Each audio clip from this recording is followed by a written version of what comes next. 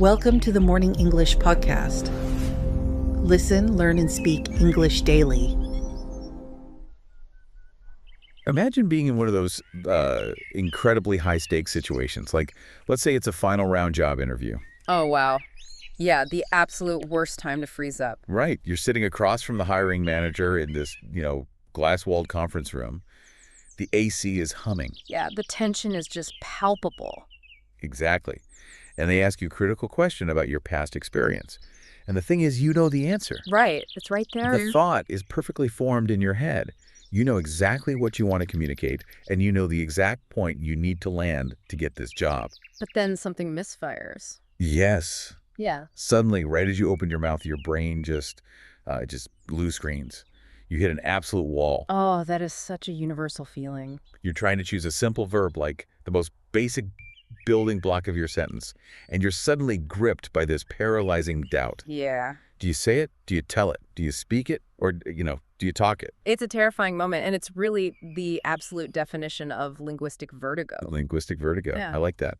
Yeah, I mean, you're just trying to open your mouth and make a noise that transfers a concept from your brain to theirs. Which should be easy, right? Right. It should be the most natural human instinct in the world, but instead you're staring down four completely different doors. Yeah, and you just don't know which one to open. Because, on a purely intellectual level, that choosing the wrong one might completely alter the power dynamic of the room. Oh, for sure. Or it might offend the person you're talking to. Exactly.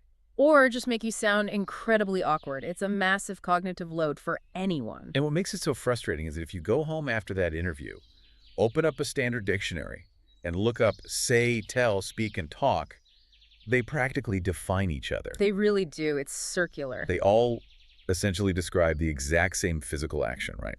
Like pushing air up from your lungs, moving it through your vocal cords, and shaping it with your tongue to make words. Mechanically, yeah, it's all the same thing. So they look like exact synonyms.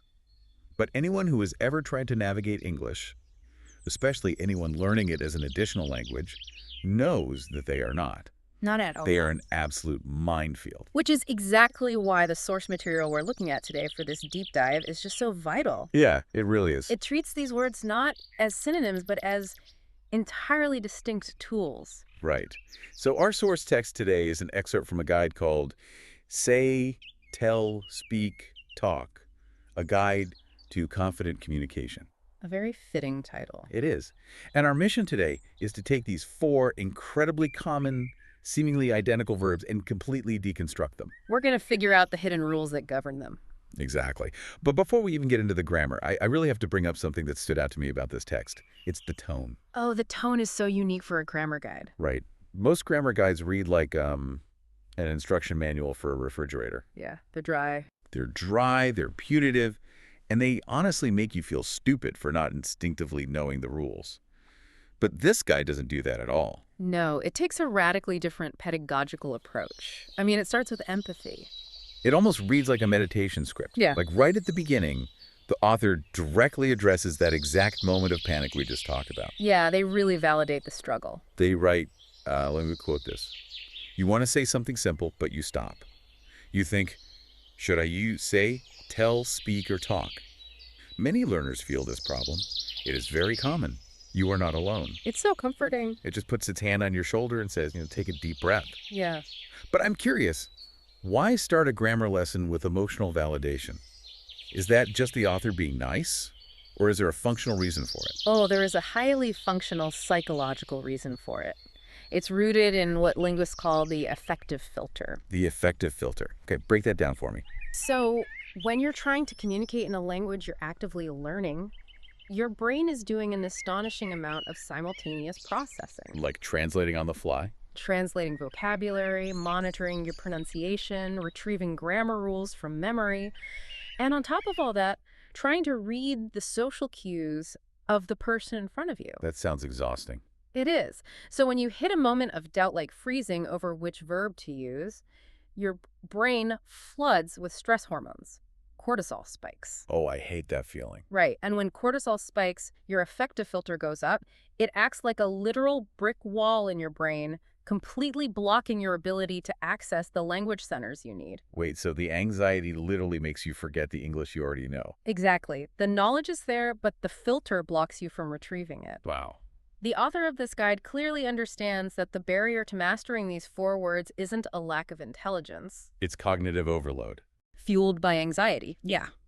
By starting with "you are not alone" and validating that specific moment of panic, the guide intentionally lowers that effective filter. That's brilliant.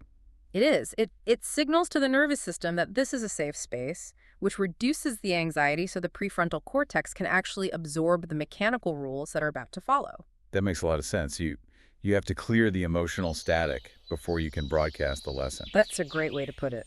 So let's actually get into those mechanics.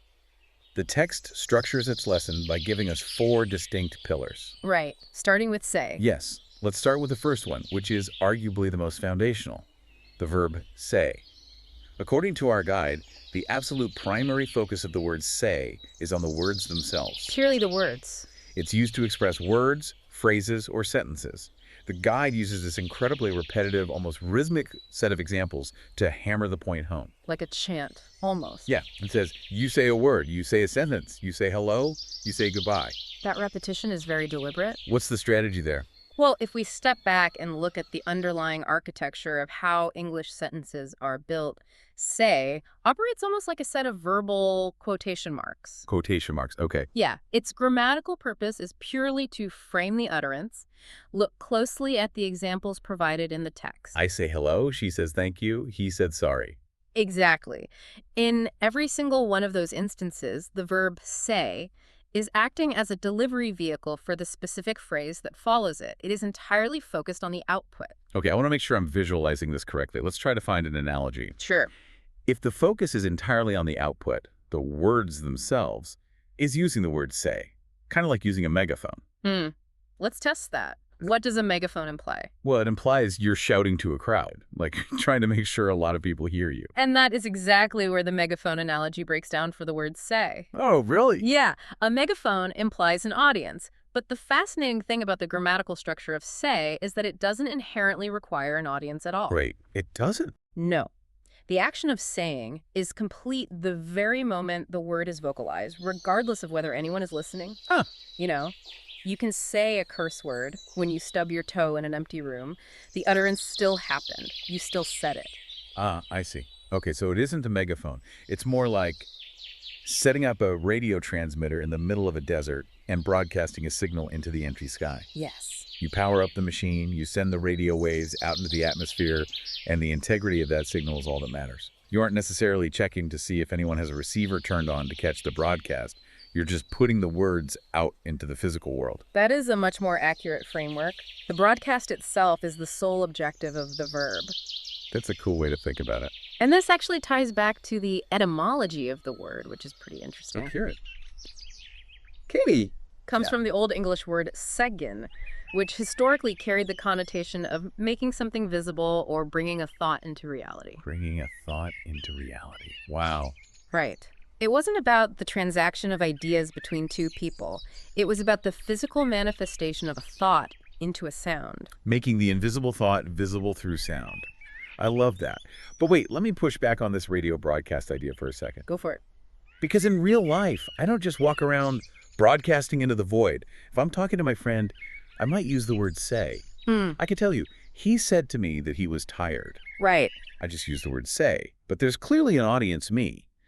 Doesn't that break the rule that say doesn't need a receiver? That is a crucial distinction, and I'm so glad you brought it up.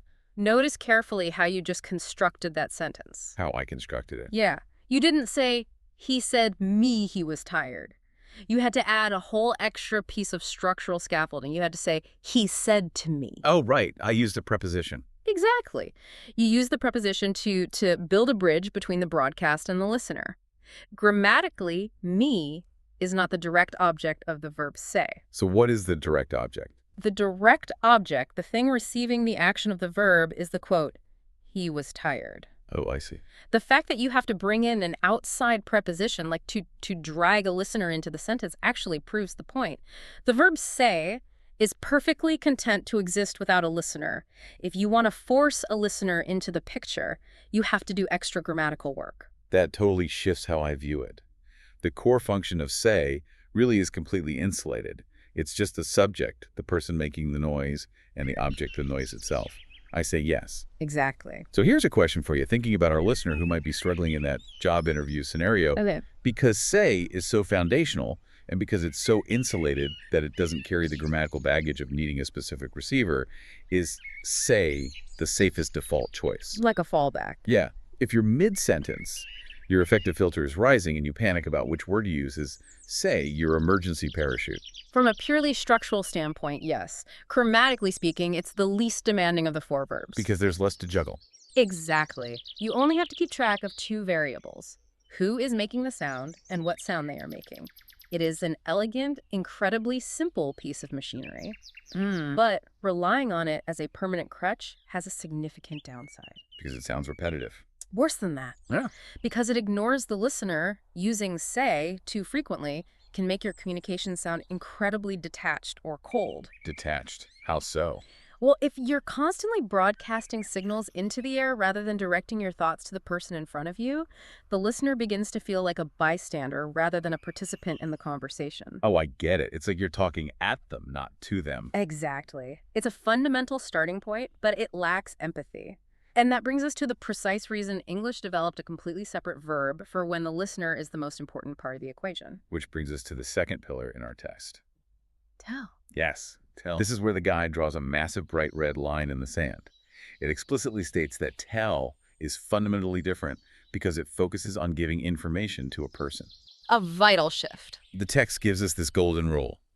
Tell leads a person, say does not. We went from broadcasting a radio signal into the void to suddenly making the receiver the star of the show. This is a monumental shift in how the language operates. We are moving from the simple acoustic act of making sounds to the deeply psychological act of transferring data from one human mind to another. That's deep. It is. You cannot simply walk into a room and announce, "I tell." The verb instantly collapses in on itself. Right. It feels completely unfinished. Your brain practically begs for the rest of the sentence. You tell who? You tell what? Exactly. It lacks a structural support beam. And in English grammar, that support beam is the direct object, specifically the person receiving the information. So the person has to be there. Let's look at the text examples.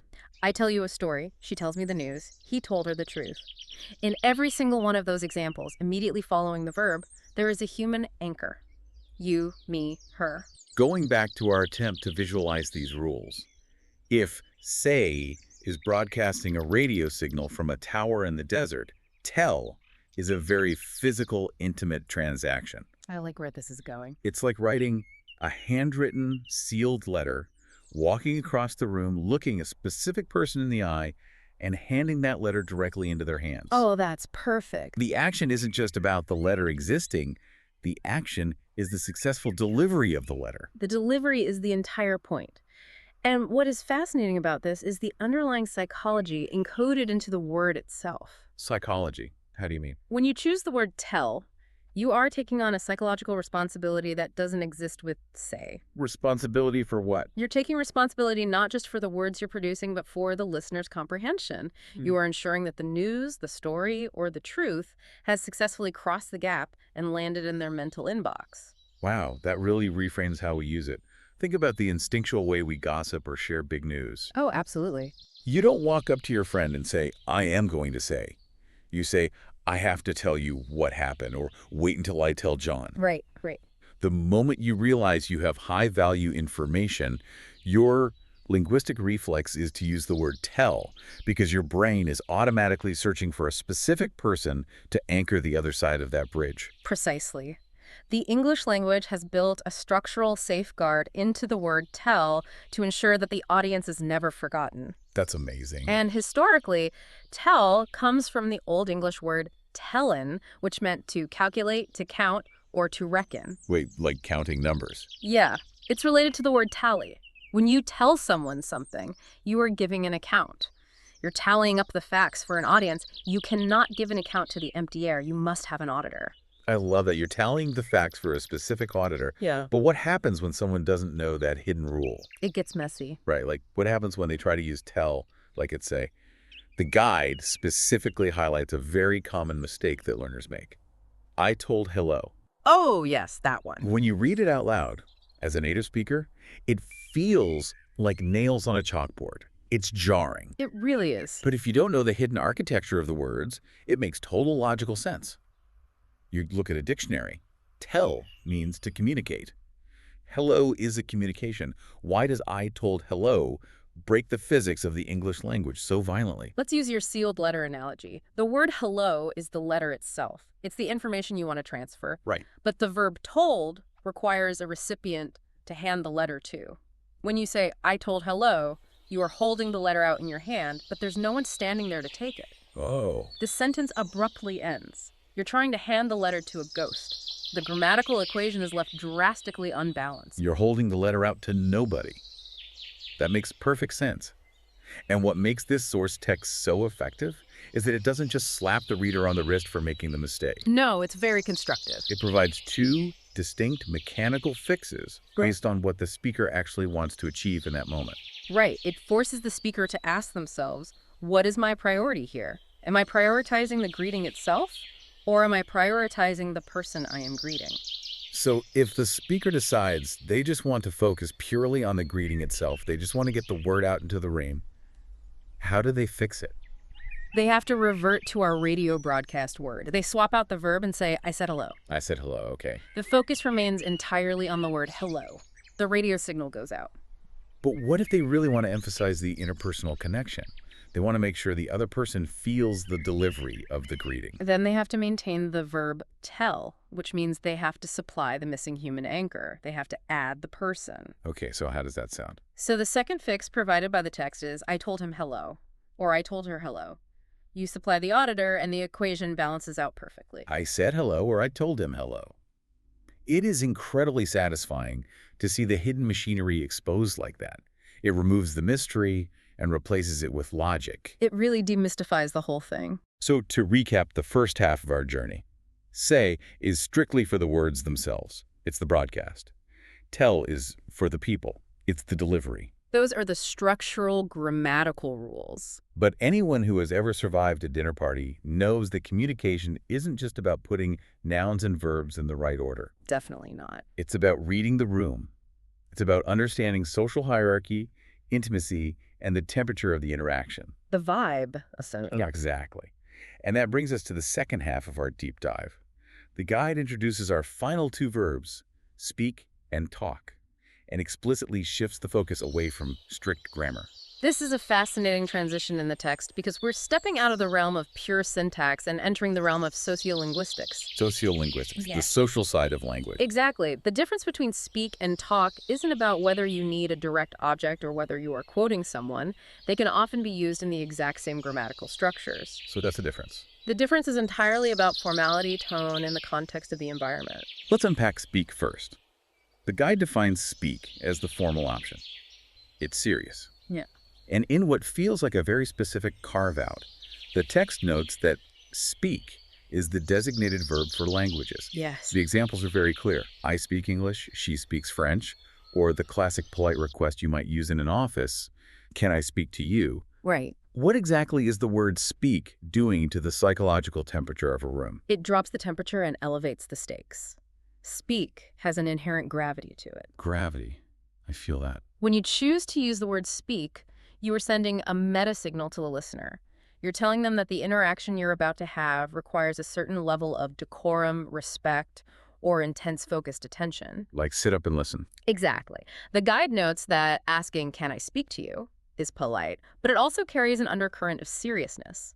If a colleague approaches your desk and says, can I speak to you, your immediate internal reaction is to sit up a little straighter. Oh, my stomach drops a little bit. Right. You know it isn't going to be a breezy chat about weekend plans. Okay, here's how I visualize this tonal shift. Using the word speak is like putting on a tailored, structured business suit. A business suit. I love that. It's crisp, it has sharp lines, and it commands a certain type of posture from both the wearer and the observer. You wear it when you're addressing an audience, when you're in a formal workplace setting, or when you need to convey authority and distance. Spot on. But talk is the opposite. Talk is like putting on your absolute favorite, slightly worn-in pair of sweatpants. The sweatpants analogy is brilliant because it captures the essential comfort of the word talk. It's just comfy. The guide defines talk as casual, friendly, and designed for everyday conversation. Look at the text examples. I talk to my friend. We talk every day. They are talking now. It feels so much lighter. Talk completely lowers the stakes. It removes the hierarchy. It's the language of intimacy, of shared time, of lowered guards. It's messy and human. I buy that completely. But I want to really challenge you on something here because there seems to be a glaring contradiction in the rules the guide laid out. Ugh. A contradiction. Yeah. The text explicitly states that we must use speak for languages. I speak English. She speaks French. Right. That's the rule. But let's imagine a scenario. I'm sitting on my couch wearing my literal sweatpants, eating popcorn, and chatting with my best friend. Okay, painting a picture. We're using English to communicate. We're engaged in a totally casual, low-stakes interaction. Why doesn't English allow me to say, I am talking English with my friend? Yeah. Why does the language force me to put the formal, structured business suit, word speak, onto an action that I am performing casually in my sweatpants? It feels like the sociolinguistic rule just broke. That is a phenomenal observation, and it cuts to the absolute core of how English conceptualizes itself. Okay, tell me more. To understand why we say I speak English instead of I talk English, we have to look at how society historically views language fluency. How so? Does society view language fluency differently than just general communication? Yes, very differently. Fluency in a language is not viewed simply as a biological function, like breathing or walking. It's treated as a highly structured, formal capability. Like a skill. Exactly. It's a system of complex rules, syntax, and vocabulary that must be mastered. In this way, knowing a language is treated much like knowing how to play an intricate musical instrument or operate a complex piece of machinery. Okay, I'm following you. Think about the verbs we use for those skills. You don't mess around a piano as your primary descriptor. You play the piano. Right. You are demonstrating mastery over a formal system. By assigning the formal, serious verb speak to languages, English elevates the mastery of that linguistic system to the level of a formal achievement. That is fascinating. Talking is the messy, casual, back-and-forth human interaction that happens within the language, but the underlying ability to utilize the complex system itself, that requires the formal gravity of speaking. That is incredible. So it's the difference between possessing a complex tool and casually playing around with it. The system is formal, but the interaction can be casual. Precisely. And this distinction between the formal system speak and the casual interaction, talk, becomes incredibly important when we look at how people actually navigate social spaces. Right, because knowing these four definitions in isolation is like looking at four different tubes of paint at the art store. It's theoretical. Yeah, you have to mix them. The real magic happens when you start mixing them together on the canvas of a real conversation. Let's see what happens when these verbs interact in the wild. Yes, let's look at the scenarios. The text provides two brilliant extended scenarios that show exactly how a fluent speaker pivots between these words in real time, adjusting their linguistic tools moment by moment as the context shifts. They're great examples. Let's dissect the first scenario provided in the guide. This is the friends meeting scenario. Imagine two friends who haven't seen each other in a while bumping into each other on the street. Okay. The text walks us through their dialogue step by step. It starts with one friend approaching the other and opening with, "Hi, I want to talk to you." Let's freeze the frame right there and look at the underlying architecture. Why talk? Why not speak or tell? By choosing talk, the speaker is immediately establishing a casual, friendly baseline. They're putting on the linguistic sweatpants. Yes. Before any information is exchanged, they're sending a social signal. This interaction is safe, it's relaxed, there's no hierarchy here. We're just friends catching up. It sets the temperature of the room, so they sit down, grab a coffee, and the first friend suddenly shifts gears. They lean in and say, "I want to tell you something." Look at the microscopic shift in the architecture. That's subtle, right? It is. The casual vibe has been firmly established by talk, but now the speaker has a specific piece of information they need to transfer. They're holding that sealed letter we talked about earlier. Right. So they instantly abandon talk and switch to tell. Why? because they need to focus the listener's attention on the fact that a transfer of data is about to occur to a specific person. I want to tell you something. They're waking the listener up. Hey, get ready to receive a package. And the other friend picks up on this cue immediately. The text says the second friend leans in and asks, what do you want to say? This is a beautiful example of linguistic tennis. Linguistic tennis. I love that. The receiver knows the sealed letter is coming. They understand the transaction. So now they're focusing entirely on the contents of the letter, the raw data, the words themselves. They use say because they're asking for the specific radio broadcast. They're tuning their dial, essentially asking, what are the exact words of this news? So the first friend delivers the payload. They reply, I want to say sorry. Again, they're using say, focusing purely on the manifestation of the apology. The words are the most important thing in that specific second. And the second friend accepts the apology by replying, thank you for telling me. The transaction is complete. The second friend uses tell because they're acknowledging the successful interpersonal transfer of the information from person A to person B. They are acknowledging the delivery, not just the noise. And then, after this slightly heavy emotional exchange, the text notes that they continue their afternoon with, let us talk more. Back to the sweatpants. They take off the formal transactional language and go right back to the casual sweatpants. But later, and this is easily my favorite part of the entire scenario, one friend suddenly introduces a new topic and asks, can I speak to you about work? The temperature of the room instantly drops. The posture straightens. They just put the business suit back on right in the middle of the coffee shop. They really did. In a single conversation with a friend, we just watched someone use all 4 verbs perfectly. It's a linguistic dance. It's incredible to watch it broken down. They shifted from establishing a casual connection with talk to signaling a transfer of information with tell, to focusing on the exact words of an apology with say, to suddenly changing the boundary to a professional, serious topic with speak. It is a dance, and it highlights the incredible fluidity required to navigate English naturally. Think about the cognitive load we discussed earlier. A native speaker does this dance unconsciously. They're constantly reading the room, assessing their relationship with the listener, determining the emotional weight of their information, and swapping out their verbs milliseconds before they vocalize them. It's automatic for them. But a learner has to consciously map out every single one of those microscopic shifts. Which is exhausting. And the guide points out the extreme social danger of messing up this choreography. It emphasizes that you would never approach a close friend in a relaxed setting and say, let us speak. Oh, absolutely not. That would be a catastrophic tonal misstep. Why? What actually happens sociologically if I sit down with my best friend at a casual bar and say, we must speak? You would instantly ruin the casual atmosphere and likely trigger an anxiety response in your friend. Yeah, I'd be terrified if my friend said that to me. By choosing the formal, structured verb, speak, in a relaxed setting, you're signaling a severe disruption to the norm. You're signaling that something is deeply wrong, that you're staging a serious intervention, or that the nature of your relationship has suddenly become clinical, formal, and distant. Yikes. It's a jarring tonal mismatch. It's the social equivalent of showing up to a relaxed beach bonfire wearing a tuxedo.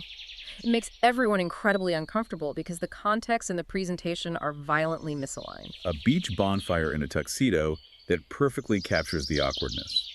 And that brings us to the second scenario in the text, which explicitly contrasts the formal workplace with the casual after-work environment. Right, the boss versus friend scenario. The guide shows that when you approach your boss to discuss a project, you say, can I speak to you? It's polite, it's formal, and most importantly, it respects the professional hierarchy. The tuxedo is appropriate there. But when you meet your friend later that evening at the pub, you say, let us talk about my day. The contrast there is stark, but it's necessary for maintaining social cohesion. We use vocabulary to manage social boundaries. You don't talk to your boss when asking for a formal meeting because talk implies an intimate, casual equality that lacks the necessary professional deference. That makes sense. And conversely, you don't speak to your friend about your day because using that formal tool creates an unnecessary artificial distance between two equals. So understanding these rules, recognizing the difference between the radio broadcast, the sealed letter, the business suit, and the sweatpants, that is all incredibly illuminating when we dissect it in a vacuum like this. It makes logical sense. But let's go back to our listener in the job interview.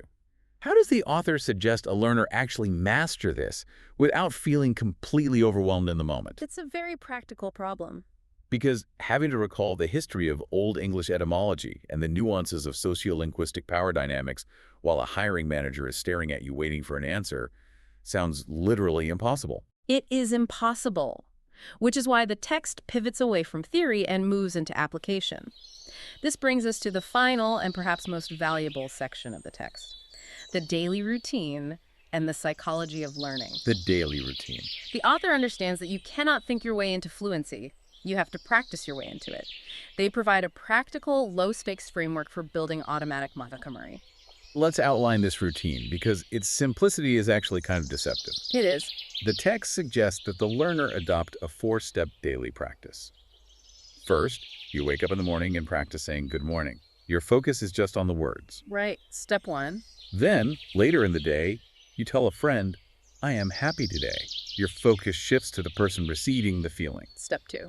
Then, you spend some time speaking English for practice. Your focus is on the formal skill and the language itself. Step 3. And finally, in the evening, you relax and talk with a friend. Your focus is on the casual human connection. It looks simple on the surface, but what the author is doing here is fundamentally brilliant from a neurological perspective.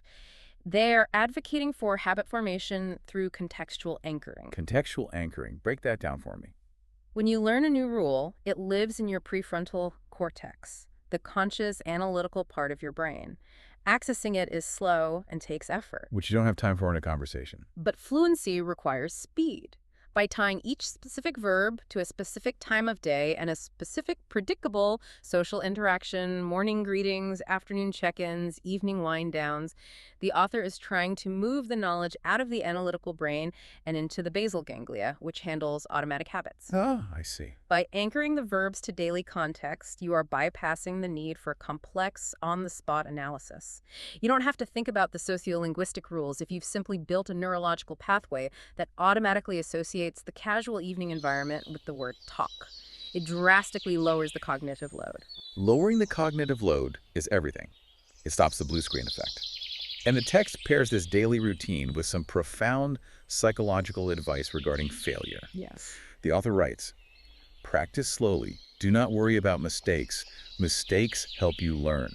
And they advise that whenever you feel confused or panicked, you just stop and return to the absolute basics. Say for words, tell for people, speak for formal, talk for casual. That is the essence of a grounding technique. Anxiety in language learning, much like anxiety in that job interview, usually stems from a feeling of losing control over the interaction. Yeah, that out-of-control feeling. By providing a foolproof 4-point compass, the text gives the learner a mechanism to regain control. You don't have to panic. You can mentally stop, take a breath, consult the basic rule, and proceed. That's so empowering. And the insistence that mistakes help you learn is a vital reframing.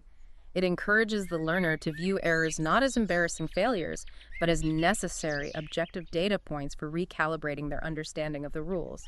Speaking of mistakes, I want to explore something the text does that genuinely surprised me. What's that? In a guide meant for learners, people who are actively struggling with these words, it specifically includes the section on how to politely correct other people. Oh. Yeah. It tells the reader how to correct a friend who makes the I told hello mistake. It instructs the reader, you can say I said hello or I told him hello. Right. Why would a beginner guide instruct its readers to go around correcting their peers? Isn't that asking for trouble? Or is there a deeper reason? Is teaching others actually a secret tool for cementing your own understanding? It is entirely by design. In cognitive psychology and education theory, this is known as the protege effect. The protege effect. How does that work? When you study material purely for your own test or your own use, you often only learn it superficially. You just memorize it for tomorrow. Exactly. But when you study material with the intention of teaching it to someone else, or when you are tasked with actively correcting and guiding another person, your brain processes the information much more deeply. Because you have to explain it. You're forced to organize the logic. You can't just know that I told hello sounds wrong. You have to be able to articulate the structural reason why it's wrong so the other person understands. So you have to actually build the architecture in your own head before you can explain it to someone else. Exactly. By encouraging the reader to step into the role of a gentle teacher to their peers, The guide is utilizing a highly effective pedagogical strategy. It's essentially tricking the reader into reinforcing their own mastery of the concepts. That is incredible. So, by helping someone else figure out if they should wear the linguistic business suit or the sweatpants, you're actually tailoring your own linguistic wardrobe. You're making the rules permanent in your own mind. Precisely, you're moving from a passive consumer of the grammar rules to an active architect of the language. Okay, we have covered a massive amount of ground today. We started with a moment of panic in an interview, and we've waded through the etymology of Old English, the psychology of information transfer, the sociolinguistics of power dynamics, and the neurology of habit formation. It's a lot, but it's all connected. It is. But I want to make sure we leave our listeners with that simple four-point compass firmly in hand. Let's do a final rhythmic wrap-up of the four pillars, exactly as the text drills them into the reader's mind. It is all about that repetition. Say is strictly for the words. Tell is for the people receiving the words. Speak is for formal situations or for wielding a language. And talk is for the casual, everyday human connection. Say for words, tell for people, speak for formal, talk for casual. It really does become a rhythm once you see it laid out logically. It takes these seemingly invisible mechanics of language, the gears that are constantly turning behind every single sentence we utter, and it brings them out into the light. And once you see the gears, you realize how intricately designed our everyday conversations really are. Every vocabulary choice we make is deliberate and carries weight, even if we're making those choices subconsciously. Which leaves us with a final thought to ponder as we wrap up this deep dive. We spend so much of our lives thinking of these four words, say, tell, speak, talk, as just different interchangeable ways to open our mouths and make noise. We think of them as mere acoustic utilities. Right, just tools to make sounds. But perhaps, when you look closely at the hidden rules governing them, they are actually powerful indicators of what we value most in any given moment of communication. That's a profound way to look at it. The next time you open a conversation, before you even utter a single sound, ask yourself a question. Are you prioritizing the exact, precise words you are broadcasting into the air? Are you prioritizing the specific individual person you are handing your information to? Are you prioritizing the professional gravity and respect of the room you are standing in? Or are you simply prioritizing the casual, relaxed connection of your relationship with the listener? You might not consciously know the answer to that question right away. But the verb you instinctively choose will reveal it to everyone in the room.